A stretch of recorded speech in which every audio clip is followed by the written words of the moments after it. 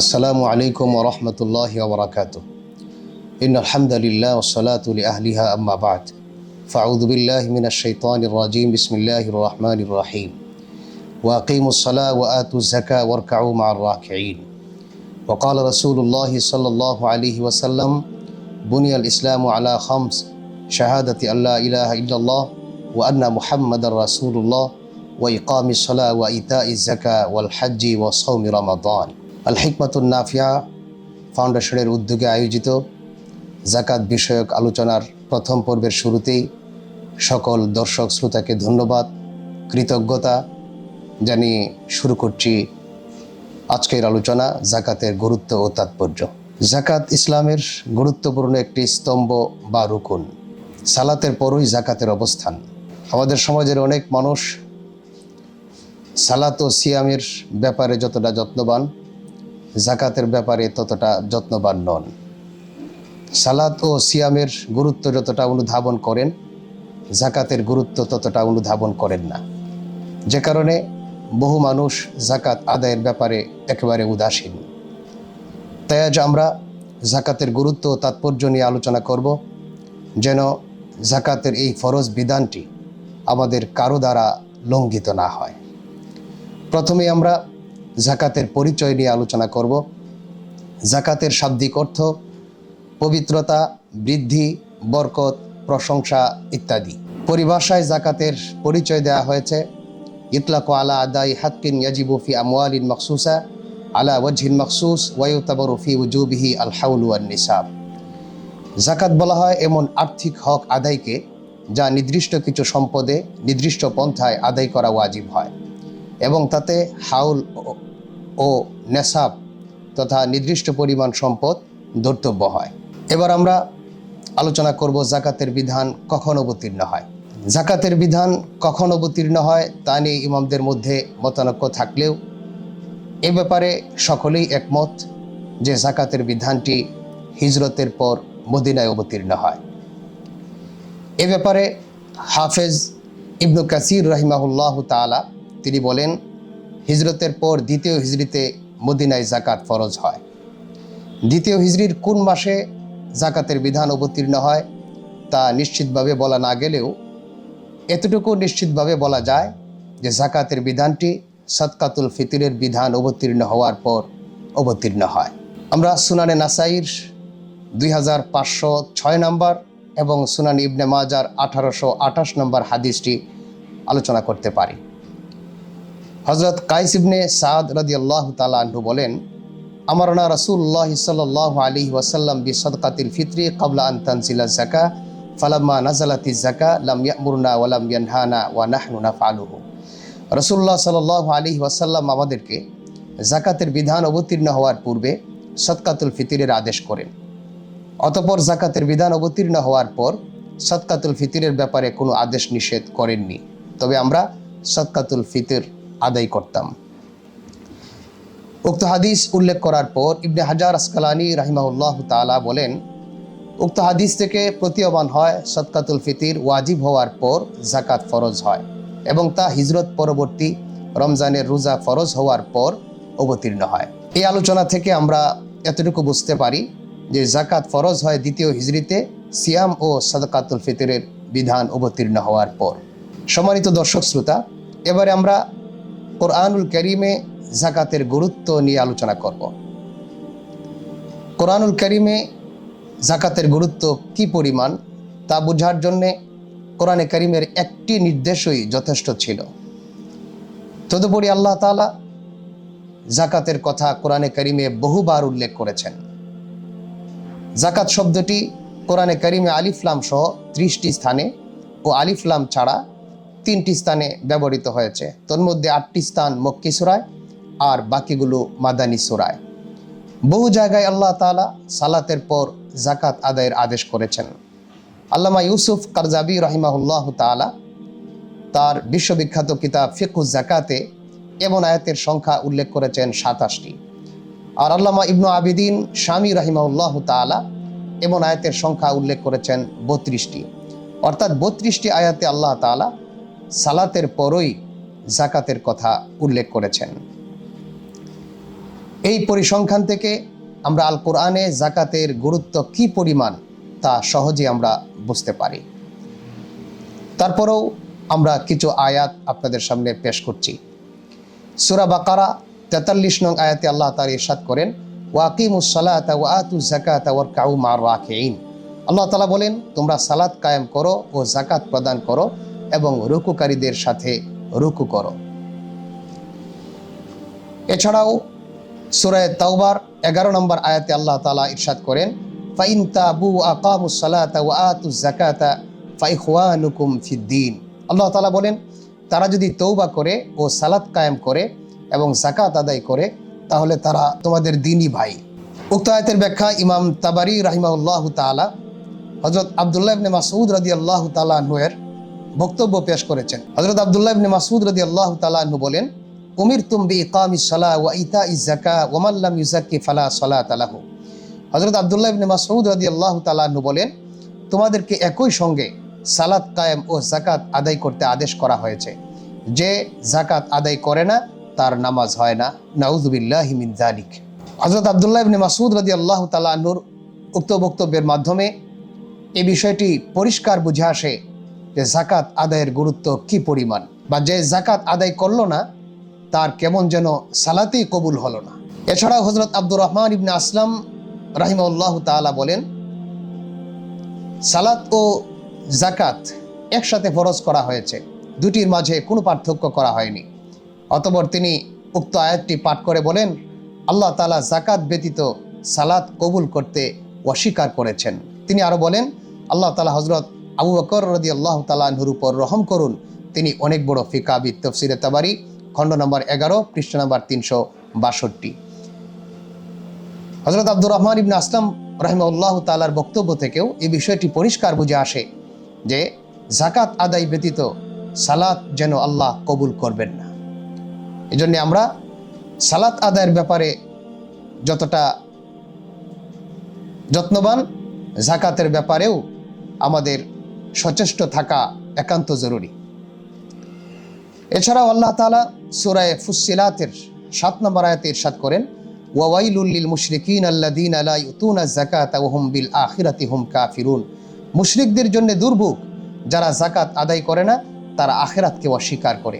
অর্থাৎ সালাত আদায় না করা যেমন কাফের ও মুশরিকের কাজ, তেমনি যাকাত আদায় না করাও কাফের এবং মুশরিকের কাজ।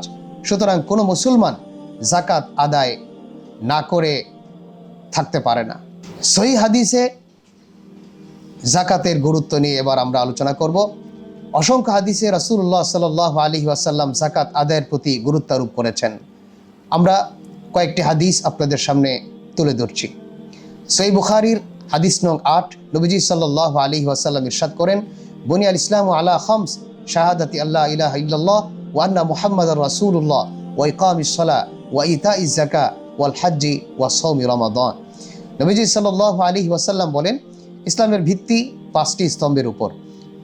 আল্লাহ তাআলা ব্যতীত আর কোনো মাবুদ নেই এবং হযরত মুহাম্মদ সাল্লাল্লাহু আলাইহি ওয়াসাল্লাম আল্লাহর রাসূল একথার সাক্ষ্য দেয়া। সালাত কায়েম করা, যাকাত আদায় করা, রোজা রাখা, সামর্থ্যবানের জন্য হজ করা। সহিহ বুখারীর 1396 নম্বর হাদিসে হযরত আবু আইয়ুব রাদিয়াল্লাহু তাআলা আনহু থেকে বর্ণিত, তিনি বলেন, এক লোক নবীজি সাল্লাল্লাহু আলাইহি ওয়াসাল্লামকে বললেন, নবীজি, আমাকে এমন আমল আপনি বলে দিন যা আমাকে জান্নাতে প্রবেশ করাবে। তিনি বললেন, তুমি আল্লাহর ইবাদত করো, আল্লাহর সাথে কাউকে শরীক করো না, সালাত কায়েম করো, যাকাত আদায় করো ও আত্মীয়তার সম্পর্ক ঠিক রাখো। নবীজি সাল্লাল্লাহু আলাইহি ওয়াসাল্লাম এই হাদিসে যাকাত আদায় করলে জান্নাতে প্রবেশ করা যাবে এই বার্তাটি পরিষ্কার এই হাদিসে দিয়েছেন। সহিহ বুখারীর হাদিস নং 1400, হযরত আবু বকর রাদিয়াল্লাহু তাআলা আনহু যাকাত অস্বীকারীদের ব্যাপারে যুদ্ধ ঘোষণা করেছেন। হযরত আবু বকর রাদিয়াল্লাহু তাআলা আনহু বলেন, ওয়াল্লাহি লা উকাতিলান্না মান ফাররাকা বাইনাস সালাতি ওয়াজ যাকাত। তিনি বলেন, আল্লাহর কসম, যারা সালাত ও যাকাতের মধ্যে পার্থক্য করবে তাদের বিরুদ্ধে আমি যুদ্ধ ঘোষণা করব। কেননা যাকাত হলো সম্পদের হক। আল্লাহর কসম, তারা যদি একটি ছাগল ছানা যাকাত দিতেও অস্বীকার করে, যা নবীজির যুগে তারা দিত, তাহলে তা না দেওয়ার কারণে আমি তাদের সাথে যুদ্ধ করব। এছাড়াও জামে তিরমিজির 618 নং হাদিস, সহিহ ইবনে হিব্বান 3216 নম্বর হাদিসে নবীজি সাল্লাল্লাহু আলাইহি ওয়াসাল্লাম বলেন, ইন আদাইতা যাকাতা মালিক ফাকাদ কাযাইতা মা আলাইক। নবীজি বলেন, তুমি যখন তোমার মালের যাকাত আদায় করে দিলে, তখন তুমি তোমার কর্তব্য আদায় করে দিলে। এবার আমরা যাকাত আদায়ের উপকারিতা নিয়ে আলোচনা করব। যাকাত আদায়ের দ্বারা আল্লাহ তাআলার সন্তুষ্টি, নৈকট্য লাভ ও হেদায়েত প্রাপ্তি সহ পার্থিব জগতের বহু উপকারও সাধিত হয়। যাকাতের বহুবিধ উপকার সংক্রান্ত কোরআন ও হাদিসের কিছু বক্তব্য আপনাদের সামনে তুলে ধরছি। সূরা রুম আয়াত 39 আল্লাহ তাআলা ইরশাদ করেন, ওয়ামা আতাইতুম মিন যাকাতিন তুরিদুনা ওয়াজহাল্লাহ ফাউলাইকা হুমুল মুদঈফুন। আল্লাহ তাআলা বলেন, আল্লাহ তাআলার সন্তুষ্টির আশায় তোমরা যে যাকাত দিয়ে থাকো তাই বৃদ্ধি পায়, আর তারাই সমৃদ্ধশালী। সূরা বাকারা আয়াত নং 276 নম্বর আল্লাহ তাআলা ইরশাদ করেন, ইয়ামহাকুল্লাহুর রিবা ওয়া ইউরবিস সাদাকাত। আল্লাহ তাআলা সুদকে মিটিয়ে দেন আর সাদকা যাকাতকে বৃদ্ধি করেন। উক্ত আয়াতের ব্যাখ্যায় ইবনে কাসির রাহিমাহুল্লাহ তাআলা সহিহ বুখারীর হাদিস নং 1410 উক্ত হাদিসটি উল্লেখ করেছেন। হযরত আবু হুরায়রা রাদিয়াল্লাহু তাআলা আনহু থেকে বর্ণিত, নবীজি সাল্লাল্লাহু আলাইহি ওয়াসাল্লাম বলেন, যে ব্যক্তি হালাল উপার্জন থেকে একটি খেজুর পরিমাণ কোনো কিছু সাদাকা করবে, আল্লাহ তাআলা তা কবুল করেন। আর আল্লাহ তাআলা কেবল পবিত্র মাল কবুল করেন এবং আল্লাহ তাআলা তা ডান হাত দ্বারা গ্রহণ করে দাতার কল্যাণের জন্য প্রতিপালন করেন, যেমন তোমাদের কেউ অশ্ব শাবক প্রতিপালন করে। অবশেষে সেই সাদাকা পাহাড় পরিমাণ হয়ে যায়। সুবহানাল্লাহ। জামে তিরমিজির 664 নং হাদিসে নবীজি সাল্লাল্লাহু আলাইহি ওয়াসাল্লাম ইরশাদ করেন, ইন্না সাদাকা লা তুতফিউ গাদাবার রব ওয়া তাদফাউ মিতাতাস সু। নবীজি বলেন, সাদাকা যাকাত রবের ক্রোধ প্রশমিত করে এবং অপমৃত্যু রোধ করে। এছাড়াও মুসান্নাফ ইবনে আবি শাইবা হাদিস নং 9830 নবীজি সাল্লাল্লাহু আলাইহি ওয়াসাল্লাম বলেন, মান আদ্দা যাকাতা মালিহি ফাকাদ যাহাবা আনহু শাররু। যে ব্যক্তি নিজের মালের যাকাত আদায় করলো, তার থেকে তার সম্পদের যাবতীয় অনিষ্টতা দূর হয়ে গেল। সম্পদ মানুষের জীবনে সবসময় সুখ বয়ে আনে না, কখনো দুঃখ অনিষ্টতার কারণেও হয়। সম্পদের কারণে আত্মীয়তার সম্পর্ক নষ্ট সহ খুন খারাপির মতো জঘন্য ঘটনাও সংঘটিত হয়। সম্পদ কেন্দ্রিক এ ধরনের সকল অনিষ্টতা থেকে যাকাত সুরক্ষা প্রদান করে। সম্মানিত দর্শক শ্রোতা, এবার আমরা আরেকটি গুরুত্বপূর্ণ বিষয়ে আলোচনা করব। যাকাত সম্পদ ও আত্মাকে পরিশুদ্ধ করে। যাকাত বান্দার কলবকে যেমন লোভ লালসা, সম্পদ লিপ্সা, কৃপণতা এবং অন্তরের নিষ্ঠুরতা সহ আত্মিক রোগ ব্যাধি হতে পরিচ্ছন্ন করে, তেমনি তার সম্পদকেও অকল্যাণ ও অমঙ্গল হতে পবিত্র করে। সূরা তাওবা আয়াত নং 103 আল্লাহ তাআলা ইরশাদ করেন, খুয মিন আমওয়ালিহিম সাদাকাতান তুতাহিরুহুম ওয়া তুযাক্কিহিম বিহা। আল্লাহ তাআলা বলেন, আপনি তাদের মাল থেকে সাদাকা যাকাত গ্রহণ করুন, যা দ্বারা আপনি তাদের পবিত্র করবেন এবং সংশোধন করবেন। হাদিস শরীফে ইরশাদ হয়েছে, সুনানে আবি দাউদ 1664, মুসনাদে আবু ইয়ালা হাদিস নং 2499 নবীজি সাল্লাল্লাহু আলাইহি ওয়াসাল্লাম ইরশাদ করেন, ইন্নাল্লাহা লাম ইয়াফরিদিজ যাকাতা ইল্লা লিইউতাইয়িবা মা বাকিয়া মিন আমওয়ালিকুম। আল্লাহ তাআলা যাকাত ফরজ করেছেন শুধু এজন্য যে তোমাদের অবশিষ্ট মাল যেন পবিত্র হয়ে যায়। এবার আমরা আলোচনা করব দারিদ্র্য বিমোচন ও আর্থসামাজিক উন্নয়নে যাকাতের কি ভূমিকা। দারিদ্র্য বিমোচন ও আর্থসামাজিক উন্নয়নে যাকাতের ভূমিকা অবদান অপরিসীম। যাকাতের দ্বারা ধনী গরিবের বৈষম্যের অবসান হয়। আল্লাহ তাআলা যৌক্তিক কারণেই ধনী গরিবের মাঝে ব্যবধান তৈরি করেছেন। কাউকে আল্লাহ তাআলা ধনী বানিয়েছেন, কাউকে গরিব বানিয়েছেন। পৃথিবীর সকলেই যদি ধনী অথবা সকলেই গরিব হতো, তাহলে অর্থনীতির চাকা সচল থাকতো না। আল্লাহ তাআলা যৌক্তিক কারণেই কাউকে ধনী বানিয়েছেন, কাউকে গরিব বানিয়েছেন।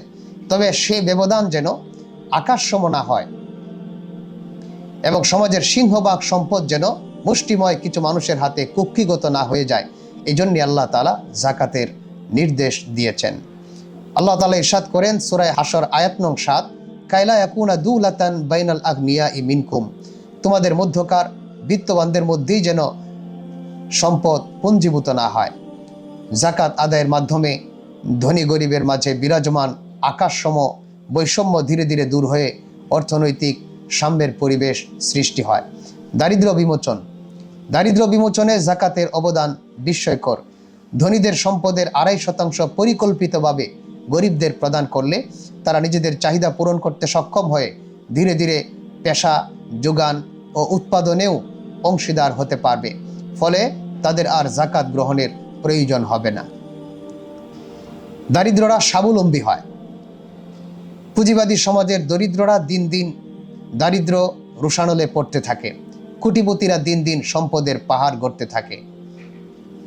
কিন্তু যাকাত আদায়ের মাধ্যমে দরিদ্ররাও স্বাবলম্বী হয়ে একসময় যাকাত আদায়ের যোগ্য হয়ে ওঠে। ইসলামিক ফাউন্ডেশনের যাকাত বোর্ডের তথ্য অনুযায়ী বাংলাদেশের যাকাতযোগ্য সম্পদের পরিমাণ 10 লক্ষ কোটি টাকা। দৈনিক ইনকিলাব 11 মে 2024 রিপোর্ট। এর 2.5% হারে যাকাতের পরিমাণ হয় 25,000 কোটি টাকা। একাধারে 15 বছর সঠিকভাবে যাকাত আদায় করলে দেশে যাকাত নেয়ার মতো কোনো মানুষই খুঁজে পাওয়া যাবে না। এছাড়াও সামাজিক অপরাধ নির্মূল, সাম্য ও ভ্রাতৃত্ববোধ তৈরি সহ যাকাত মজুদদারি দূর করে অর্থনৈতিক ভারসাম্যতা, স্থিতিশীলতা ও অর্থনৈতিক নিরাপত্তা প্রদান করে। ঋণ মুক্তি, বেকারত্ব দূরীকরণ সহ সুস্থ সমাজ বিনির্মাণে তা বিস্ময়কর ভূমিকা পালন করে। সম্মানিত দর্শক শ্রোতা, এবার আমরা আরেকটি গুরুত্বপূর্ণ বিষয় আলোচনা করব। আমাদের সমাজের অনেক মানুষ আমরা মনে করি যে যাকাত মনে হয় গরিবের প্রতি ধনীদের করুণা। তো যাকাত গরিবের প্রতি করুণা নয়, বরং গরিবের অধিকার। বৈচিত্র্যময় পৃথিবীতে আল্লাহ তাআলা কাউকে বিপুল সম্পদের মালিক বানিয়েছেন, আবার কাউকে করেছেন নিঃস্ব। সম্পদশালী মানুষের উপর কর্তব্য হলো পুরোটা নিজে ভোগ না করে এর কিয়দংশ নিঃস্ব ও অসহায়দের মাঝে খরচ করা, কারণ সে তার সম্পদের প্রকৃত মালিক নয়। প্রকৃত সম্পদের মালিক আল্লাহ তাআলা, আমরা কেবল ভোগ দখলের অধিকার রাখি মাত্র। আল্লাহ তাআলা ইরশাদ করেন সূরা নূর আয়াত নং 33, ওয়া আতুহুম মিম্মা লিল্লাহিল্লাযী আতাকুম, তোমরা তাদের দান করো আল্লাহ তাআলার মাল থেকে যা তিনি তোমাদের দান করেছেন। সাদাকা যাকাত গরিবের প্রতি অনুগ্রহ, করুণা বা অনুকম্পা নয়, বরং তা গরিব অসহায়দের অধিকার। আল্লাহ তাআলা ইরশাদ করেন ওয়াফি আমওয়ালিহিম হাক্কুল লিসাইলি ওয়াল মাহরুম, তাদের ধন সম্পদে অভাবগ্রস্ত ও বঞ্চিতদের হক তথা অধিকার রয়েছে। এই আয়াতে আল্লাহ তাআলা হক তথা অধিকার শব্দ ব্যবহার করেছেন, যা দ্বারা স্পষ্টভাবে এই বিষয়টি প্রতীয়মান হয় যে ধনী ব্যক্তি গরিবদের যে যাকাত সাদাকা প্রদান করে তা গরিবের প্রতি করুণা নয়, বরং তা গরিবেরই অধিকার। বরং উল্টো, গরিব যাকাত গ্রহণ করে ধনীরই বরং উপকার করছে, কারণ গরিবরা যদি যাকাত গ্রহণ না করত তাহলে ধনীরা যাকাত দেওয়ার মতো লোক খুঁজে পেত না। সবশেষ আমরা আলোচনা করব যাকাত আদায় না করার ভয়াবহতা নিয়ে। যাকাত আদায় না করার কি পরিণতি? কোরআন ও হাদিসে যাকাত আদায় না করার ভয়াবহ শাস্তির কথা বর্ণিত হয়েছে। সূরা তাওবা আয়াত নং 34-35 আল্লাহ তাআলা ইরশাদ করেন ওয়াল্লাযীনা ইয়াকনিজুনা আয-যাহাবা ওয়াল ফিদ্দাতা ওয়া লা ইউনফিকুনাহা ফি সাবিলিল্লাহ ফাবাশশিরহুম বিআযাবিন আলীম ইয়াওমা ইউহমা আলাইহা ফি নারি জাহান্নাম ফাতুকওয়া বিহা জিবাহুহুম ওয়া জুনুবুহুম ওয়া যুহুরুহুম হাযা মা কানাসতুম লিআনফুসিকুম ফাযুকু মা কুনতুম তাকনিজুন। আল্লাহ তাআলা ইরশাদ করেন, আর যারা স্বর্ণরূপ সঞ্চয় করে রাখে, আল্লাহর রাস্তায় খরচ করে না, তাদেরকে যন্ত্রণাদায়ক আযাবের সুসংবাদ দান করুন। যেদিন জাহান্নামের আগুনে সেগুলোকে উত্তপ্ত করা হবে, অতঃপর তা দ্বারা দাগ দেওয়া হবে তাদের ললাট, পার্শ্ব ও পৃষ্ঠদেশে, আর বলা হবে এত ওই সম্পদ যা তোমরা জমা করে রেখেছ, সুতরাং যা জমা করতে তার স্বাদ তোমরা আস্বাদন করো। নাউযু বিল্লাহি মিন যালিক। হাদিস শরীফ ইরশাদ হয়েছে সহিহ বুখারীর 1312 নম্বর হাদিসে, নবীজি সাল্লাল্লাহু আলাইহি ওয়াসাল্লাম ইরশাদ করেন মান আতাউল্লাহু মালান ফালাম ইউআদ্দি যাকাতা মুসিলা লাহু ইয়াউমাল কিয়ামাতি শুজাআন আকরা লাহু যাবিবাতান ইউতাওয়াকুহু ইয়াউমাল কিয়ামা সুম্মা ইয়াখুযু বিলিহজিমাতাইহি ইয়ানি শিদকাইহি সুম্মা ইয়াকুল আনা মালুক ওয়া আনা কানজুক। আল্লাহ তাআলা যাকে সম্পদ দান করেছেন অথচ সে যাকাত আদায় করেনি, কিয়ামতের দিন তার সম্পদ ভয়ঙ্কর সাপের আকৃতি ধারণ করবে এবং চোয়াল পেঁচিয়ে ধরবে আর দংশন করে করে বলবে, আমি তোমার সম্পদ, আমি তোমার সঞ্চিত সম্পদ। এছাড়াও যাকাত আদায় না করার কারণে আল্লাহ তাআলা দুনিয়াতেই বিভিন্ন আযাব, মুসিবত, বিপদ আপদের সম্মুখীন করে থাকেন। হাদিস শরীফ ইরশাদ হয়েছে, আল মুজামুল আউসাত ইমাম তাবরানীর 4577 নম্বর হাদিসে নবীজি সাল্লাল্লাহু আলাইহি সাল্লাম ইরশাদ করেন, মা মানা কওমুন আয-যাকাত ইল্লা ইবতালাহুমুল্লাহু বিসসিনিন। যে সম্প্রদায় যাকাত দেয়া থেকে বিরত থেকেছে আল্লাহ তাদেরকে দুর্ভিক্ষে নিমজ্জিত করেছেন।